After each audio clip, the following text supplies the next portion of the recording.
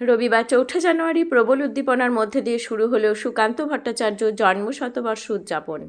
বোলপুরের সাধারণ পাঠাগার থেকে একটি বর্ণাঢ্য পদযাত্রার মাধ্যমে শহর পরিক্রমা করে বিভিন্ন সংস্থার শিক্ষা প্রতিষ্ঠানের ছাত্র, শিক্ষক, সাংস্কৃতিক অনুরাগীরা। এই যাত্রার সূচনা করেন উদযাপন কমিটির সভাপতি অধ্যাপক শেখর ভৌমিক।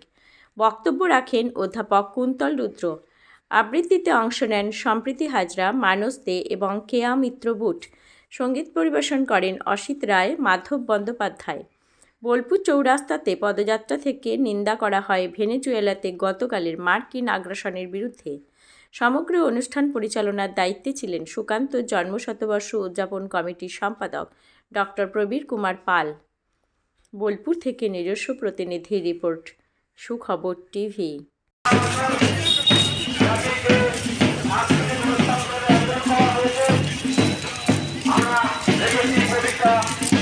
নাচ, গান, অঙ্কন, প্রবন্ধ, সেমিনার, পত্রিকা সমস্ত কিছুতে সকলে অংশগ্রহণ করুন এবং কবিকে শ্রদ্ধা জানান। কবির স্বপ্নকে বাস্তব করে তুলুন। আজকের দিনে আমরা চাই যে কবি যে স্বপ্ন দেখেছিলেন, কবি যে শোষণমুক্ত সমাজের স্বপ্ন দেখেছিলেন, কবির স্বপ্নকে বাস্তবায়িত করার জন্য আসুন আমরা। নমস্কার, আমরা সুকান্ত ভট্টাচার্য জন্ম শতবর্ষ উদযাপন কমিটি বোলপুর শান্তিনিকেতনে সারা বছরব্যাপী কবিকে শ্রদ্ধা এবং প্রণাম জানাবার জন্য বেশ কিছু কর্মসূচি নিয়েছি।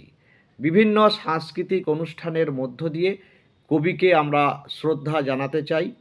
কবির কবিতার যে বাণী এবং সুকান্ত ভট্টাচার্য যে স্বপ্ন দেখেছিলেন, যে সুন্দর বাসযোগ্য করে তোলার স্বপ্ন দেখেছিলেন পৃথিবীকে, যে শোষণমুক্ত সমাজ তিনি চেয়েছিলেন, সেই শোষণমুক্ত সমাজ গড়ার লক্ষ্যে এবং সুন্দর করে তোলার লক্ষ্যে পৃথিবীকে আমরা আমাদের এই উদযাপন কমিটির বিভিন্ন অনুষ্ঠানের মধ্য দিয়ে আধুনিক প্রজন্মের কাছে সুকান্তের নীতি, সুকান্তের আদর্শ এবং সুকান্তের কবিতার মধ্য দিয়ে তাদের মূল্যবোধ আনার প্রচেষ্টা চালাবার জন্যই আমাদের আজকের এই প্রচেষ্টা এবং আমরা এই শতবর্ষ কমিটি সেই উদ্যোগ নিয়েছি।